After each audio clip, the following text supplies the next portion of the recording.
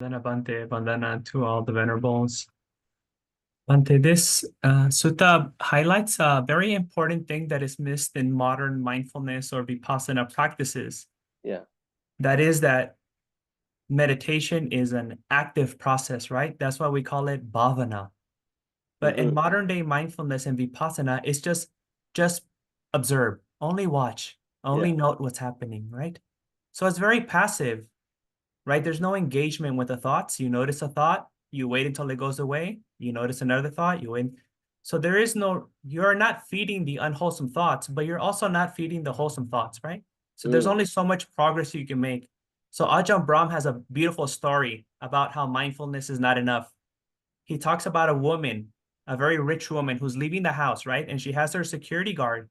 And she tells the security guard, I'm going to leave. I want you to be very mindful. Be mindful of everything in the house. I don't want anything to go missing. I want to break in.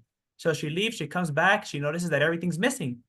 And she goes, what happened? Didn't I tell you to be mindful? He goes, yes, madam. I was very mindful. Yeah. Robbers coming in, mindful. Robbers picking up the couch, taking it out. I was mindful. Robbers taking the jewelry, mindful. Robbers taking the jewelry out. I was mindful. I was mindful the whole time. I was only observing, right? So many people, when they practice vipassana, satipatthana, anapanasati, they're like this. They're like the security guard. They're only watching and they're not doing nothing, right? Mm-hmm. So, yes, in the beginning, we try just to have some patience, right? And be with these different thoughts and feelings.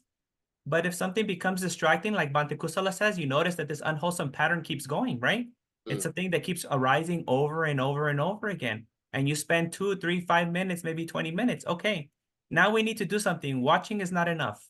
Being Mm. mindful is not enough. So then what we try to do is what the Buddha figured out in the previous sutta, which is the Dvaita Vitaka Sutta, where the Buddha talks about thinking unwholesome thoughts and then using a wholesome thought, right? The Mm. opposite of greediness is renunciation. The opposite of anger is non-anger, and the opposite of cruelty is non-cruelty.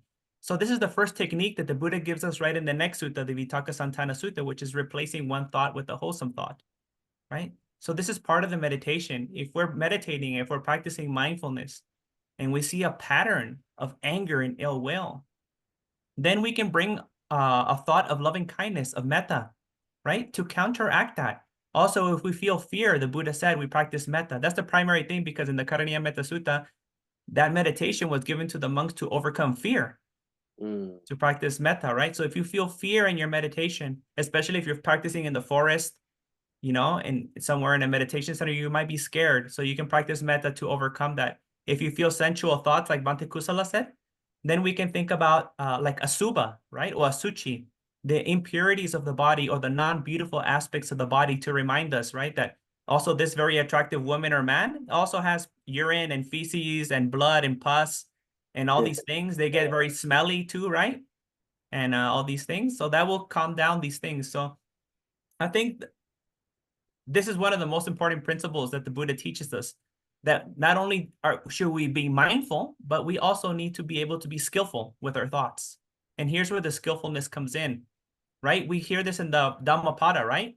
Mm-hmm. Mano pupangama Dhamma, right? Manoseta manomaya, and then so on and so on and so on, right? So many times the Buddha is telling us that we need to engage with our thoughts. It's not good enough to be mindful.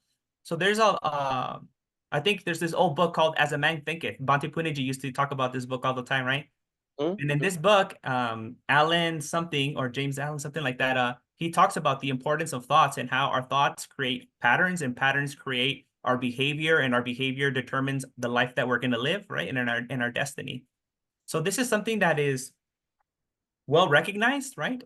Very smart people, intellectual people, wise people, experienced people.